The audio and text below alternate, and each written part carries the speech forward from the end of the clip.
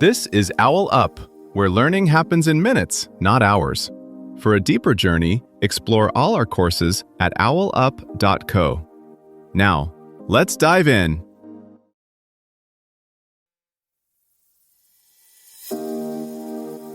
Welcome to Chapter 3 of our series, Philosophy for the Modern World. In today's episode, titled Epicureanism, Seeking Pleasure Wisely, we're going to explore the core ideas of Epicureanism and how this ancient philosophy can help us navigate the pursuit of happiness in our busy lives. So, let's dive in. You can be happier without adding a single new luxury to your life. A Nobel Prize-winning study found that beyond a moderate income, extra money barely moves the happiness needle. So why do we keep chasing more, instead of learning how to enjoy what we already have? Epicurus thought our real problem isn't that life offers too little pleasure, but that we're terrible at choosing which pleasures to pursue. We chase spikes instead of stability, the upgrade, the notification, the next big milestone. Each feels urgent, yet slips away almost as soon as we get it, pulling us into the next round. Epicureanism flips the script.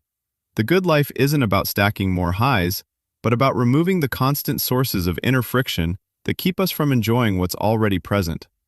Instead of asking, how can I get more?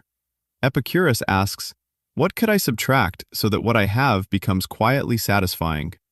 That might mean pruning certain goals, rethinking how you spend your free time, or noticing which kinds of plans leave you strangely drained the next day. In this episode, we'll explore how a 2,300-year-old philosophy can help you curate your desires, not just your possessions. Epicurus starts from the body, not the bookshelf. He asks, are you sleeping enough? Are you tense all day without noticing? Do you have even one person you can be fully honest with? From there, he divides our wants into three types. Some are natural and necessary, like food and rest.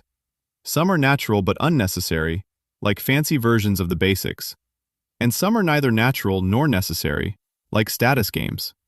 The twist is that our culture constantly upgrades the second and sells us the third as if they were urgent needs. Epicurean practice is learning to quietly downgrade them again. Epicurus thinks most of our trouble comes from misclassifying our wants. He's not asking you to live on bread and water. He's asking you to notice which patterns of wanting keep quietly backfiring. Here's his basic map of wants, pushed into modern life. First, the natural and necessary. These are the non-negotiables that keep your body and mind functional. Decent food, shelter that feels safe enough, rest that actually restores you, and a small circle of people you trust. If these are shaky, everything else wobbles. Scroll through social feeds at midnight, drink more coffee to fix the fatigue, and you're rearranging deck chairs instead of stabilizing the ship. Second, natural but unnecessary. These feel good, but only as upgrades on basics. Better coffee, softer sheets, a nicer playlist during your commute. They're not a problem by themselves. They become one when they silently migrate into the "I can't live without this" category. That's when an internet outage or a flight delay ruins a whole day, because you've accidentally tied your mood to fragile comforts. Third, neither natural nor necessary. These cluster around image and comparison. Being seen at the right places, owning things that impress the right people, matching the lifestyle of colleagues you don't even like. They borrow your attention and pay you back in anxiety. Social media amplifies this tier relentlessly, nudging you to build a life that photographs well, but doesn't actually feel good from the inside. Epicurus's move is not moralizing but troubleshooting. When something in your routine leaves a hangover of restlessness, he'd ask, which tier did that come from? You might notice that a long walk with a friend calms you, while an evening of half-working, half-scrolling leaves you wired and oddly empty. The content of the day matters less than which layers of wanting you've been feeding. Over time, this becomes less about strict rules and more like tuning an instrument. You keep adjusting which wants you endorse, until the background noise of your days is low enough that small, ordinary moments can actually register. Consider 3 snapshots from an ordinary week. On Monday, you accept back-to-back meetings, say yes to a side project you don't want, and answer late-night emails out of fear of seeming uncommitted. You go to bed buzzing and oddly brittle. On Wednesday, you leave work on time, heat leftovers, and call a friend while walking slowly around your block. No productivity, no optimization, yet you sleep deeply.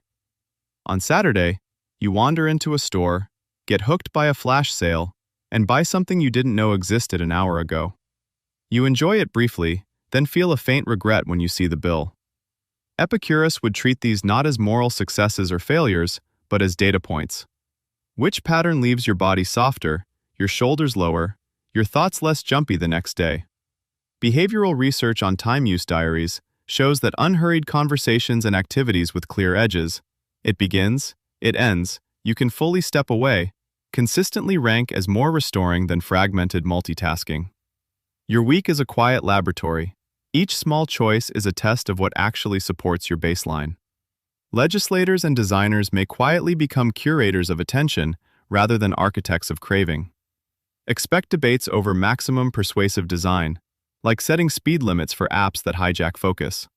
Doctors could prescribe weekly low-stimulation evenings or small in-person circles the way they now prescribe exercise. As remote work normalizes, companies might reward employees for protecting off-screen time, treating quiet like a shared infrastructure instead of a private luxury. Your challenge this week: once a day, pause before a small choice, snack, scroll, event, reply, and ask, how will this feel after it's over? Treat each pause like checking the weather before heading out. At week's end, review which choices left you clearer, softer, less tense. That's your personal map for seeking pleasure more wisely.